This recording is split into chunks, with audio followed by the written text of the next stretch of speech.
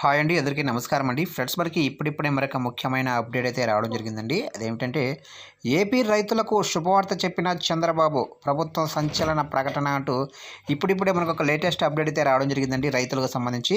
అయితే ఇందుకు సంబంధించిన పూర్తి వివరాలు అయితే మన వీడియోలో తెలుసుకుందామండి. శుభవార్త ఏంటనేది వీడియో మాత్రం ఎక్కడా స్కిప్ చేయకుండా చూడండి ఫ్రెండ్స్. అప్పుడే మనకి పూర్తి సమాచారం అయితే తెలుస్తుంది. ఇక ముఖ్యంగా వీడియో నచ్చినట్లయితే లైక్ చేయండి ఫ్రెండ్స్. లేట్ చేయకుండా వివరాల్లోకి వెళ్ళిపోదాము.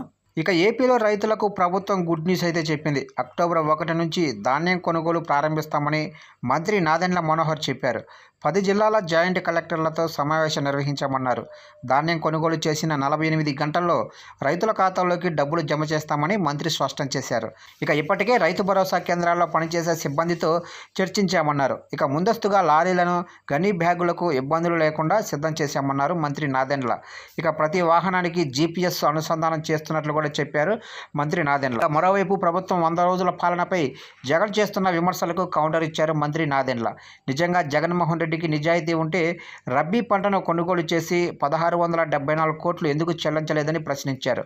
ఇక కూటమి ప్రభుత్వం వచ్చిన 30 రోజుల్లో రైతులకు చెల్లించాల్సిన 1674 కోట్ల రూపాయలను వారి ఖాతాల్లో జమ చేశామన్నారు.